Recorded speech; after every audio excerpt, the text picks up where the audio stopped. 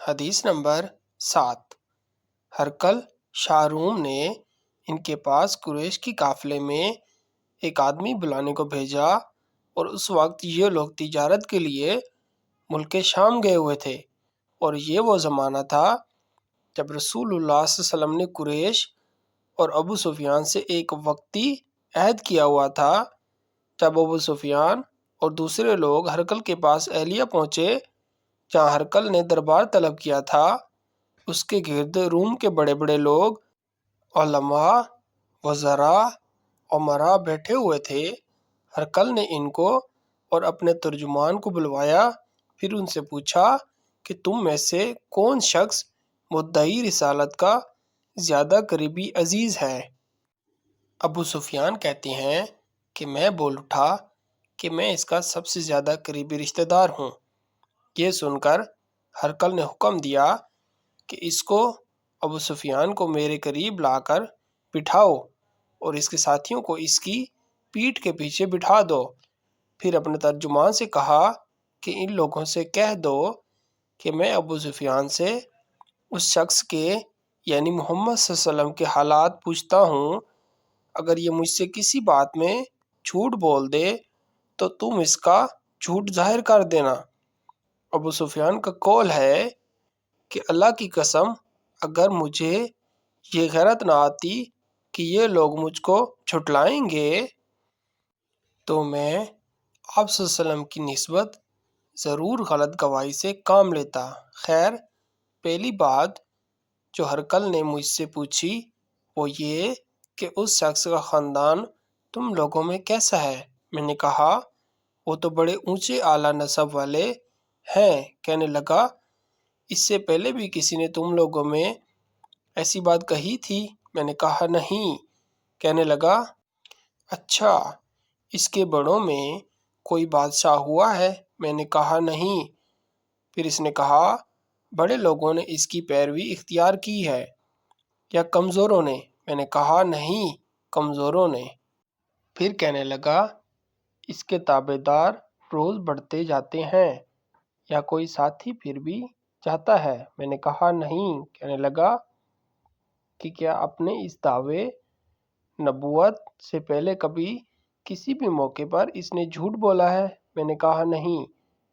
اور اب ہماری اس سے صلح کی ایک مقررہ مدت ٹھہری ہوئی ہے، معلوم نہیں وہ اس میں کیا کرنے والا ہے۔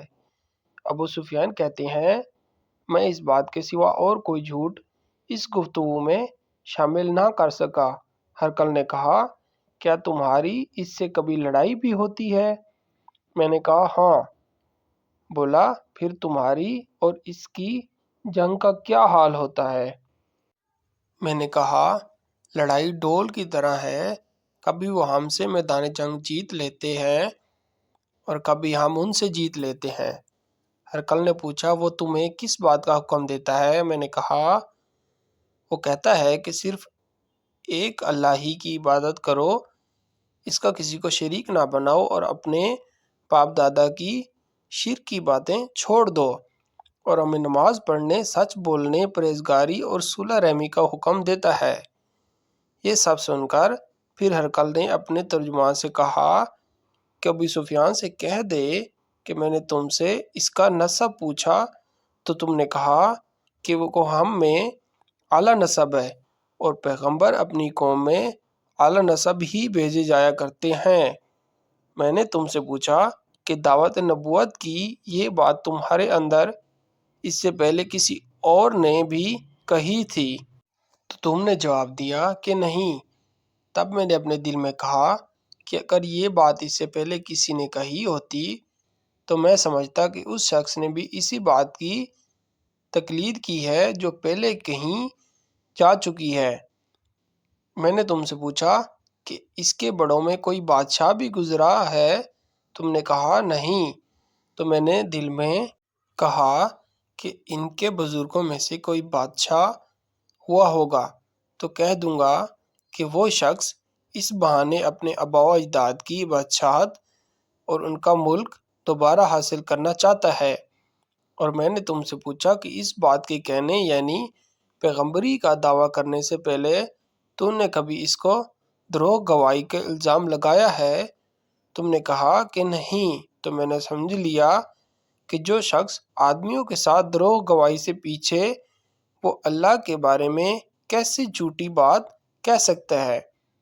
اور میں نے تم سے پوچھا کہ بڑے لوگ اس کی پیروی ہوتے ہیں یا کمزور آدمی؟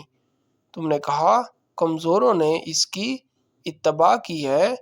تو دراصل یہی لوگ پیغمبروں کے متبعین ہوتے ہیں۔ اور میں نے تم سے پوچھا کہ اس کے ساتھی بڑھ رہے ہیں یا کم ہو رہے ہیں؟ تم نے کہا کہ وہ بڑھ رہے ہیں، اور ایمان کی کیفیت یہی ہوتی ہے حتیٰ کہ وہ کامل ہو جاتا ہے۔ اور میں نے تم سے پوچھا کہ آیا کوئی شخص اس کے دین سے ناخوش ہو کر مرتد بھی ہو جاتا ہے؟ تم نے کہا نہیں۔ تو ایمان کی خاصیت بھی یہی ہے، جن کے دلوں میں اس کی مسرت رچ بس جائے وہ اس سے لوٹا نہیں کرتے۔ اور میں نے تم سے پوچھا کہ آیا وہ کبھی عہد شکنی کرتے ہیں؟ تم نے کہا نہیں۔ پیغمبروں کا یہی حال ہوتا ہے، وہ عہد کی خلاف ورزی نہیں کرتے۔ اور میں نے تم سے کہا کہ وہ تم سے کس چیز کے لیے کہتے ہیں؟ تم نے کہا کہ وہ ہمیں حکم دیتے ہیں کہ اللہ کی عبادت کرو، اس کے ساتھ کسی کو شریک نہ ٹھہراؤ، اور تمہیں بتوں کی پرستش سے روکتے ہیں، سچ بولنے اور پرہیزگاری کا حکم دیتے ہیں۔ لہٰذا اگر یہ باتیں جو تم کہہ رہے ہو سچ ہیں، تو عنقریب وہ اس جگہ کا مالک ہو جائے گا جہاں میری یہ دونوں پاؤں ہیں۔ مجھے معلوم تھا کہ وہ پیغمبر آنے والا ہے، مگر مجھے یہ معلوم نہیں تھا کہ وہ تمہارے اندر ہوگا۔ اگر میں جانتا کہ اس تک پہنچ سکوں گا تو اس سے ملنے کے لیے ہر تکلیف گوارا کرتا۔ اگر میں اس کے پاس ہوتا تو اس کے پاؤں دھوتا۔ ہرقل نے رسول اللہ صلی اللہ علیہ وسلم کو وہ خط منگایا جو آپ نے دحیہ کلبی رضی اللہ عنہ کے ذریعے حاکم بصرہ کے پاس بھیجا تھا، اور اس نے وہ ہرقل کے پاس بھیج دیا تھا۔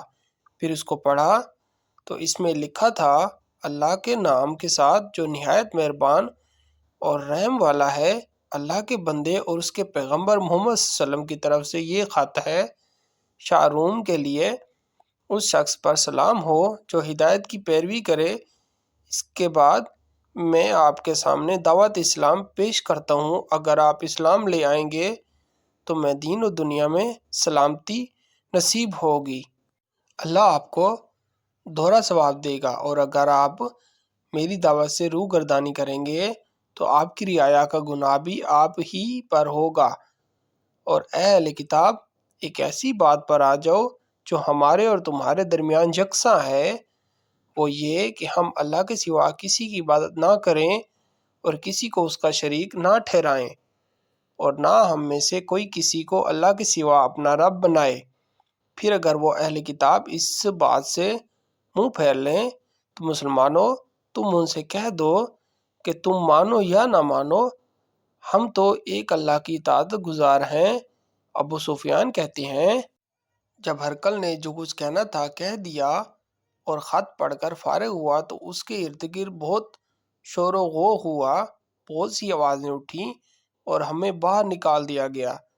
تب میں نے اپنے ساتھیوں سے کہا کہ ابو کشبہ کے بیٹے نبی کریم صلی اللہ علیہ وسلم کا معاملہ تو بہت بڑھ گیا، دیکھو تو اس سے بنی اصفر روم کا بادشاہ بھی ڈرتا ہے۔ مجھے اس وقت سے اس بات کا یقین ہو گیا کہ نبی کریم صلی اللہ علیہ وسلم عن قریب غالب ہو کر رہیں گے، حتیٰ کہ اللہ نے مجھے مسلمان کر دیا۔ راوی کا بیان ہے کہ ابن ناطور اہلیہ کا حکم ہرقل کے مصائب اور شام کے نصاری کا لاٹ پادری بیان کرتا تھا کہ ہرقل جب اہلیہ آیا، ایک دن صبح کو پریشان اٹھا تو اس کے درباریوں نے دریافت کیا کہ آج ہم آپ کے حالات بدلی ہوئی پاتے ہیں، کیا وجہ ہے؟ ابن ناطور کا بیان ہے کہ ہرقل نجومی تھا، علم نجوم میں وہ پوری مہارت رکھتا تھا۔ اس نے اپنے ہم نشینوں کو بتایا کہ میں نے آج رات ستاروں پر نظر ڈالی تو دیکھا کہ خطرہ کرنے والوں کا بادشاہ ہمارے ملک پر غالب آ گیا ہے۔ بھلا اس زمانے میں کون لوگ خطرہ کرتے ہیں؟ انہوں نے کہا کہ یہود کے سوا کوئی خطرہ نہیں کرتا، سو ان کی وجہ سے پریشان نہ ہوں۔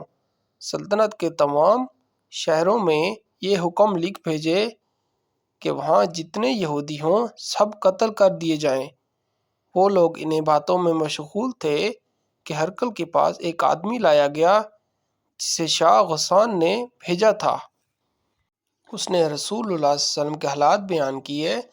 جب ہرقل نے سارے حالات سن لیے تو کہا کہ جا کر دیکھو وہ ختنہ کیے ہوئے ہیں یا نہیں۔ انہوں نے اسے دیکھا تو بتلایا کہ وہ ختنہ کیا ہوا ہے۔ ہرقل نے جب اس شخص سے عرب کے بارے میں پوچھا تو اس نے بتلایا کہ وہ ختنہ کرتے ہیں۔ تب ہرقل نے کہا کہ یہ ہی محمد صلی اللہ علیہ وسلم اس امت کے بادشاہ ہیں جو پیدا ہو چکے ہیں۔ پھر اس نے اپنے ایک دوست کو رومیہ خط لکھا اور وہ بھی علم نجوم میں ہرقل کی طرح ماہر تھا۔ پھر وہاں سے ہرقل حمص چلا گیا۔ ابھی حمص سے نکلا نہیں تھا، اس کے دوست کا خط اس کے جواب میں آ گیا۔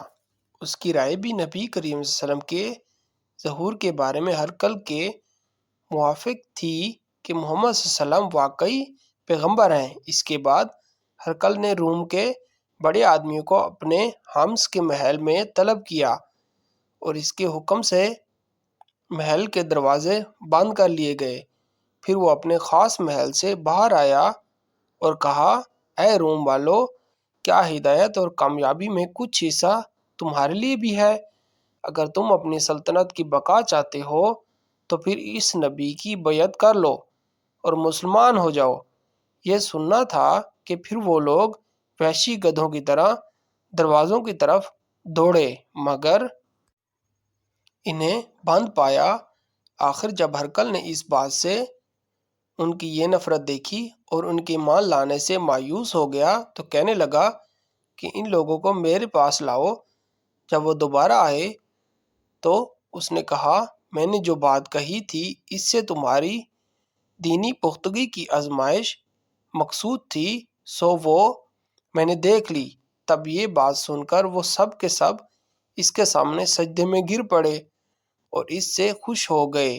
بالآخر ہرقل کی آخری حالت یہی رہی۔ ابو عبداللہ کہتے ہیں کہ اس حدیث کو صالح بن کیسان، یونس اور معمر نے بھی زہری سے روایت کیا ہے۔